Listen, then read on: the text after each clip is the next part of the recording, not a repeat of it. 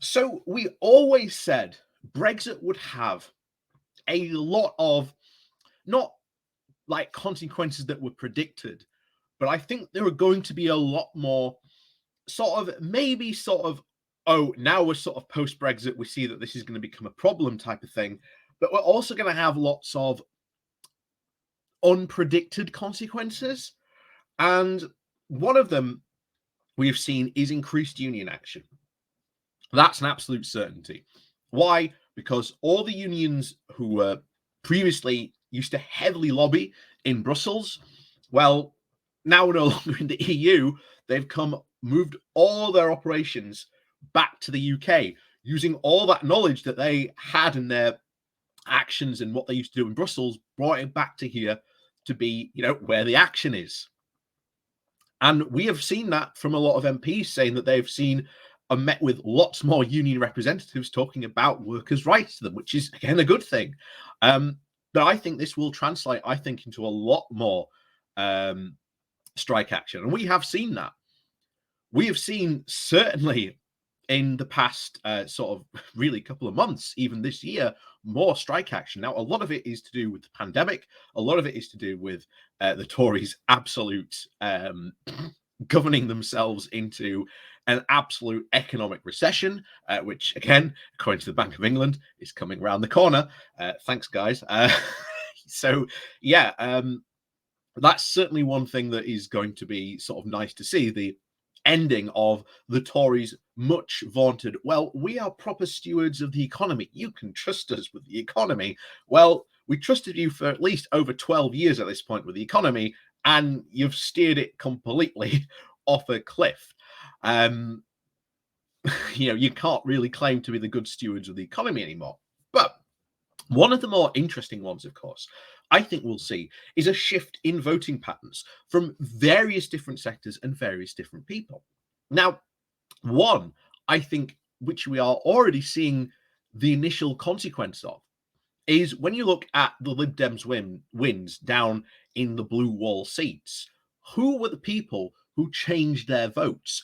Who went from being Conservatives over to supporting the Lib Dems? And that is the farmers.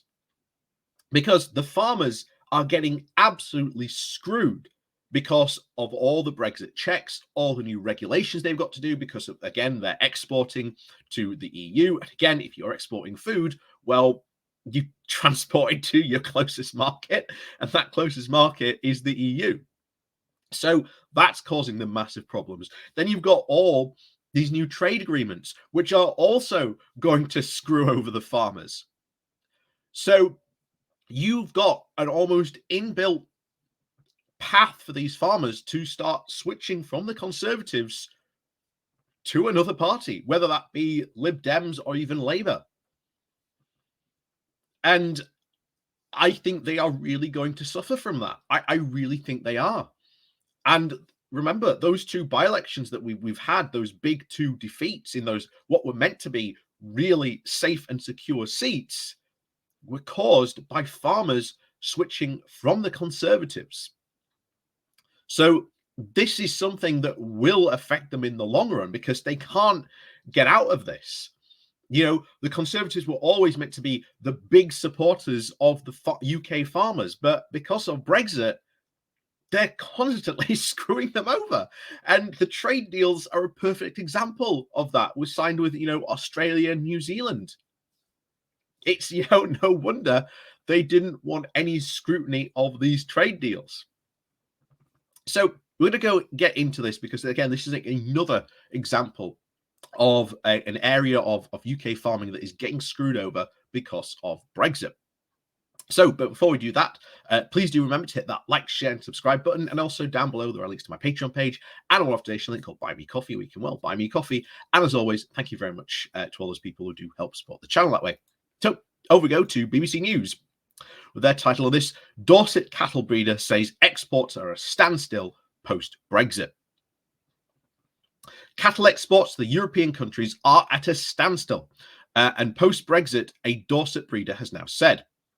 Wessex Lowlands rears a high pedigree, low-line breed of cows, and it sells it outside the UK.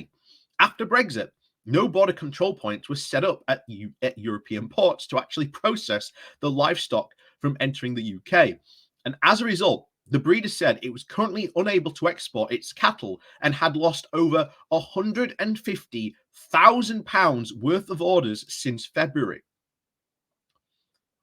That is a lot of money for like a business to lose. And I don't know how much percentage wise that would be for them to lose, but we've heard all the stories before about, farmers losing out on this and other businesses losing out.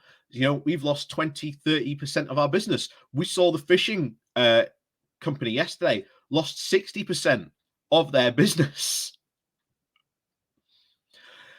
Anyway, veterinary checks on animals entering the European Union have been required since the UK left the European Union on the 1st of January 2021. The Department for Environmental and Rural Affairs, or DEFRA, told the BBC that approving and operating the border controls post for livestock was the responsibility of EU countries. Who controls the border? Ultimately, it is the UK, and they have to be responsible for building that infrastructure. At France, in particular, down at Dover, it is Dover and ultimately that control those ports. You need those things built, but they're not built because the UK government has never, ever built them, has not been serious about building them. So, unable to export the cattle, the Wessex Lode Line said that it was not only losing income, but also had to keep the animals for longer than expected. It's devastating for us, said Sam Mulligan, who manages the cattle. It has put the farm into a short-term hardship for not being able to fill orders. Mr. Mulligan added that the farm would need a point of entry into Europe to resume exporting cattle to their customers. Gail Shorter, the chief international trade advisor for National Union of Farmers, said that the general UK trade to Europe is of high breeding value stock and had effectively ceased following Brexit. She explains, as time has gone on, with all the facilities still not in place, the issue has become more and more critical of those affected. The union estimated that the loss in trade had ran into the millions of pounds for specialist breeding companies and individual farm businesses, she added. DEFRA and the NUF both said that they were engaging with the French officials on the issue. So here's the thing. This isn't a French issue as much as they're making it again sound like, is this another French issue like we saw at the border, a couple of days with the whole Dover border queues being blamed on the French. How dare those French border officials turn up late for work? No, we've known about this for a considerable time. These facilities should have been built. It is the responsibility of the UK government to build these facilities. They haven't built them. So once again, UK farming being absolutely destroyed by essentially the UK government for not being properly prepared for Brexit, and even going forward, not even seeming to have a proper plan for what Brexit actually entailed.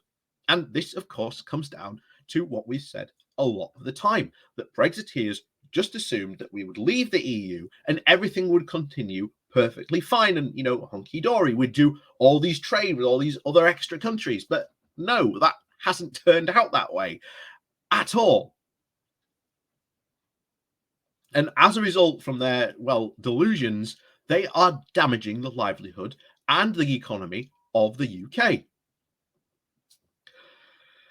So yeah, as always, thank you very much to those people thank you very much to everyone for watching. And of course, as always, please do remember to hit the like, share, and subscribe button on your way out. And of course, down below there is a link to Buy Me Coffee. Buy Me Coffee. There's also my Patreon link, and there's also the YouTube subscription thing that we've got as well, the Pony Club. And of course, there's YouTube thank you button down there as well. So as always, thank you very much as always for watching. And of course, we'll see you all next time.